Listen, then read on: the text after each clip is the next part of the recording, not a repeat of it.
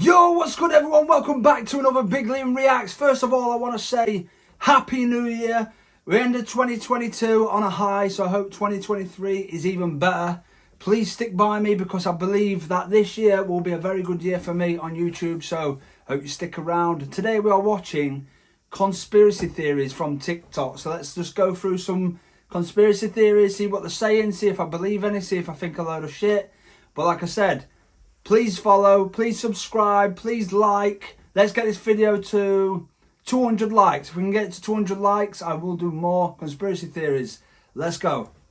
Strangest unsolved mysteries from every Okay, state. unsolved mysteries. Part 42, Montana. Just outside of the Glacier National Park in Montana, there's a location where the laws of nature don't really seem to apply.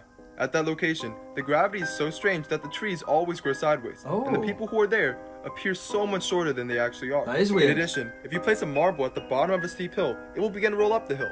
And if you drop a rope from the ceiling, it will fall on a curve instead of just straight down. Today, the location is a popular tourist attraction, and many people come from all over just to experience its strangeness.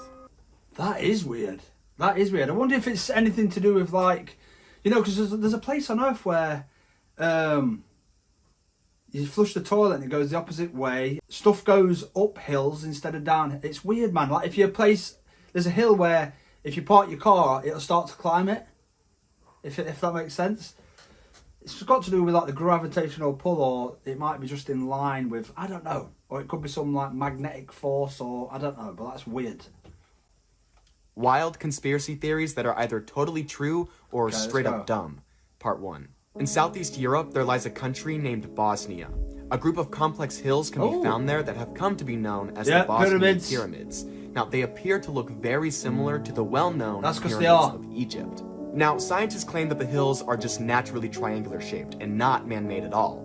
However, some want you to believe that shit. They want you to believe that shit. Wherever else in the world do you ever see natural pyramids like that? You don't. You flipping don't, because stuff doesn't grow. You can't get perfect angles and lines and just from natural stuff. It's impossible. Things just bulge out and grow and just do their own thing. They don't just think, oh, do you know what? This line's going to be perfect. Oh, do you know what? I'm going to grow this line perfect. Oh, do you know what? Let me grow this line perfect. Load of shit. There's stuff under that motherfucker. Trust me. With the help of extraterrestrial beings. Pretty wild, right? And comment down below and let me know what you think of these. Strangest. I believe it's a load of shit, and stuff like that was built for a reason. And then obviously, you know how, do you know how like some houses, when they get like them moss climbing up it, and like you'll see some mountains with like fucking overgrown trees and shit just climbing up it and shit and growing and growing. There you go. Unsolved cases from around the world. England. Oh, in England. On April 18th, 1943, 4 boys were searching for birds' nests when they looked inside a hollowed wych elm. And what they saw staring back at them... Excuse me? A hollow what? Witch what? It's got witch in it? Absolutely not. Absolutely not. Absolutely not. Staring back at them was a human skull. Investigators would find a skeleton, a wedding ring, and a shoe, and inside the skull's mouth was a crumpled up piece of taffeta, suggesting she died by suffocation. And then in 1944, the graffiti began, suggesting that someone knew who she was. And it's been theorized she was killed because she was a spy and it was wartime, or that witches sacrificed her in a ritual. But to this day, no one knows who she is or who killed her. I'll tell you one thing. Don't fucking come near me if you're a witch. Honestly though, stuff like witchcraft, black magic, all that crap, you don't even mess about with. If you know something happened back in the fucking 1901, like, oh, this wall was used by a witch because to mix the medicines up, or anything like that, just don't go near it. Don't mess about. Don't dig up no fucking Egyptian tombs. We don't want no more curses. Absolutely not. Paul McCartney died in 1966 and was replaced by an imposter, according to this theory. The gist of the theory is that on November 9th, 1966, after an argument during a Beatles recording session, Paul went speeding off in a car and ended up in a car accident resulting in his death. Then the UK agency MI5 had him replaced with a lookalike. The reason he was replaced was because of fears of mass hysteria and suicide if the news broke. Over the years, the Beatles felt bad about the cover-up and decided to leave clues in their album covers and songs. On the famous cover of Abbey Road where the Beatles are crossing a street, people came up with the theory that it's a funeral procession. John dressed in white is the preacher. Ringo dressed in black is the undertaker. George is dressed in blue jeans because he is the gravedigger. And Paul is wearing a black suit like a corpse. He is also out of step with the others and barefoot, which is a sign of mourning in Sicily. In his right hand is a cigarette that's pointing towards the ground, and in the 1960s, cigarettes were known as coffin nails in the UK, representing that the real Paul is in a coffin in the ground. That is just one of the many clues that have been found since this theory began in 1969. See, I can't comment on that because I don't know too much about that, all the Beatles or anything like that. But just imagine, dead. Umbrella Man. Okay, so this is kind of like a part 2 to the one that I posted yesterday about the babushka lady, because they're essentially the same thing, but it's a little bit of a quirk. The date is November 22nd, 1963, the date that JFK was assassinated. JFK's motorcade passes through Dealey Plaza. Standing on this side is the babushka lady, like I said yesterday. However, on the other side of the road is a man holding an umbrella. He was given the pseudonym Umbrella Man. It's normal to have an umbrella, not on a bright and sunny day where it was 70 degrees in Dallas, Texas. And here we go, where things get weird. Unless you've got some kind of skin condition where you can't be in the sun, some people do. They can't have the sunlight hit them because, you know, the skin bubbles up and shit. But that shit's weird. Well, saying that, that's something like me. In the summertime, I always wear jackets and hoodies to cover myself up because I'm self-conscious. Right as JFK's motorcade was about to pass the Umbrella Man, opened his umbrella. Some people believe that this is a signal for the first shooter to shoot, and it is presumed that this is Lee Harvey Oswald. And right when JFK passed him, the Umbrella Man panned his umbrella from east to west, which would have been clockwise. And then right after that, the President of the United States was assassinated. As the motorcade sped away, the Umbrella Man sat down on the sidewalk with another man, and then got up and went to the Texas School Book Depository. What do you think? I think there was a lot of planning and stuff when it comes to that, because I've seen a lot of other videos on that situation, like the way, you know, he aligned himself perfectly in the right window, and, you know, there was all these other people involved signalling to him and stuff like that, and the way the bullet travelled through his head and hit the back of the car and blah blah. Stuff like that. There's more to it. It's not just some insane person that's, you know, wants to kill the president. There's always someone behind it. Maybe someone that's, you know, close to the president that wants to, like, take him out or slip into his place, or you never know. You can never rule shit like that out. The strangest, and I do mean strangest, unsolved mysteries from each state. Today we have Mississippi. And the story is long with a lot of information, so keep up and pay attention. This is a picture of Christian Andreacchio when he was 21 years old on February 26, 2014. He allegedly killed himself. Allegedly, but I don't believe he actually did. He was from Meridian, Mississippi, and worked on the Magnolia Marine in Vicksburg, Mississippi. The Magnolia Marine is a huge boat and basically a transport system. He was the manager and made quite a bit of money, at least to buy jet skis, 2 cars, and have enough money left in his bank account. Yeah, man's definitely making a lot of money. Jesus Christ. Nowadays, you study fucking all your life to be a doctor or a dentist just to make enough money, just to fucking pay your rent. So if you're making money to buy all that shit, then yeah, you're definitely in the right job. 21 and he was dating a 17-year-old girl named Whitley Goodman. Whitley did not have a good home life and she actually had to move in with Christian and his family, but his family really did not like it and they said that she had to leave. So Christian and his good friend Josh got an apartment together, and of course he said that Whitley could stay with him. He also said that Whitley could drive his BMW. Christian's job required him to be on the water 30 days straight at a time. Right before he left on February 22nd, him and Whitley started getting into really big fights, and he said that she had to move out and she couldn't drive his car anymore. When he was on the boat, he started getting upsetting calls from his friend. Part 2 is on its way. This is why. What do you mean part 2's on its way? You can't just end it like that. I want to know what happened, you fucking moose. Absolutely not. That's fucking pissed me off now. How dare you, man? You can't just end it like that. Fuck me. I hope it's in this video, the other part to it, because if not, I'm going to fucking punch for TV. You should never go hiking on Dead Mountain. This is the story of the Dyatlov Pass incident. The year is 1959, at the height of the Cold War. 9 Soviet university students decided to go hiking in the frozen Siberia. But as they're hiking, families start to get worried because they have not heard from their loved one. They send a team out to search for them, and they find their campsite on the height of Dead Mountain. Here's where the conspiracy theory... They've got a mountain that's fucking got a name as Dead Mountain. If that's not all the signs telling you not to fucking go up it, then you obviously can't read, man. What's going on? Dead Mountain. There is people out here, though, that literally thrive off stuff that, you know, stuff that can kill you, or places where you shouldn't go. There's people out here that thrive on that thrill. I'm not one of them. If something says warning on it, that's me out. I'm back home. I'm on my settee.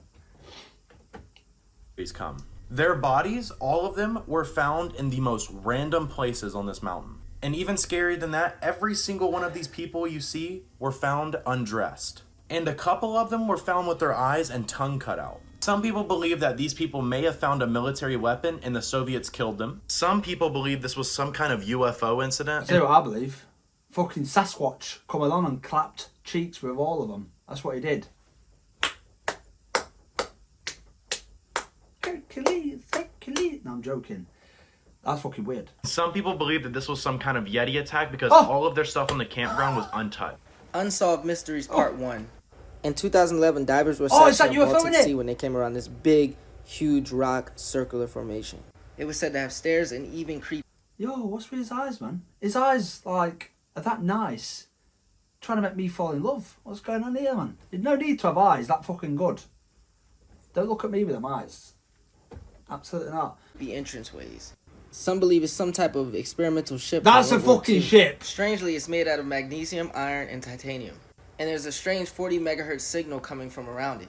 Could it be aliens? Could it be our ancient ancestors? Hell yeah, it's Technology? aliens. Scientists still don't know to this day, and it baffles What do you mean you don't know? What do you guys think it is? And like this video for part 2. What do you mean you don't know what it is? It's clearly a fucking spaceship. You're not getting no natural formation like that. Absolutely not. Just like the pyramids, you're not. It literally looks like something out of Star Wars. Yeah? And it's literally in the ocean. It's not something made up. It's actually there. Under the ocean. So many hundreds of feet down. No one fucking picked it up and just thought, oh, let's just put it under there for a joke. It's clearly covered in fucking concrete because it's been there for that long. That's a UFO, mate. That's a UFO. It's got some fucking next ET man sat inside it like this. Dead. That's a UFO.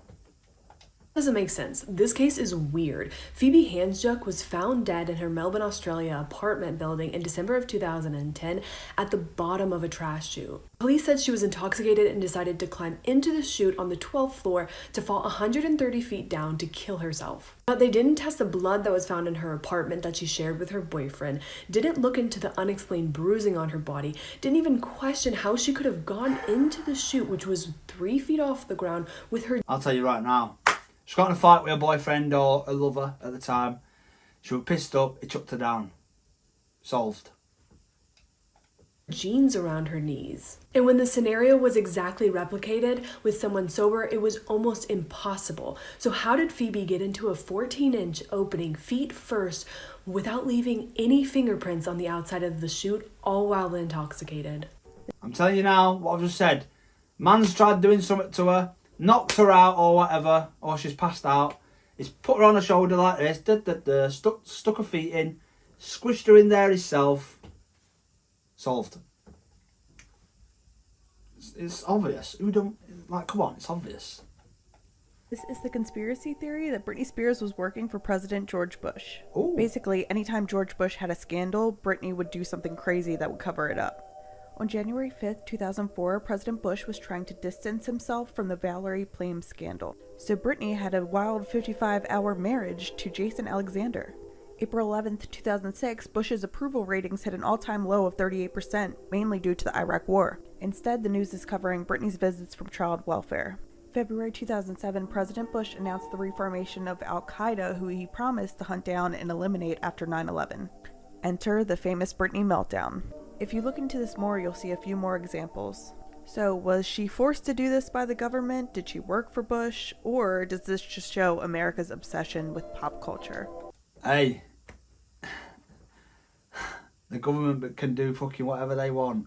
They can bring stories up to cover things up, like there could be some kind of war or like they're taking over a country to take their oil and stuff, and instead of like the media covering that, they'll distract you with something else, like COVID and shit. Just saying. Like they'll be taking over countries, destroying fucking countries, but instead of the media being on them, they'll bring something else out for you to pay attention on, so you forget about all that shit. I'm telling you. And if I end up dying, just saying, if I end up dying, right, in the next couple of years, I didn't kill myself. It's not me. They did it. You know who did it. I'm joking. Over government issues. We should just trust our president in every decision that he makes, and we should just support that, you know, and be faithful in what happens. These strangest unsolved mysteries from each state. Today we have Arkansas. On August 23rd, 1987, Kevin Ives and Don Henry both went hunting together in a wooded area. They were near some train tracks, which was also very close to Don's house in Bryant, Arkansas. A train was making its usual night run to Little Rock when the engineer noticed something very strange. There were two... Wait a minute, I just noticed something. You're the one that told me, wait for part 2, and you didn't tell me part 2. So do you know if you end this one without telling me what happens, I swear to God! on the train tracks. But despite all of the honk... What's going on?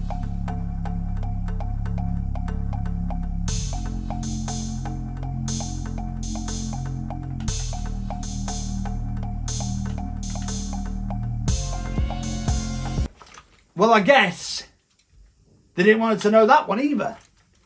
Why is everyone following her? Shouldn't tell you a fucking story. But anyway, that was some conspiracy theories from TikTok.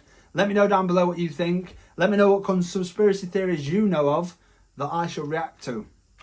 And until next time, guys, stay safe out in this fucking world, yeah? I love you all to pieces. I'm gone. Bow!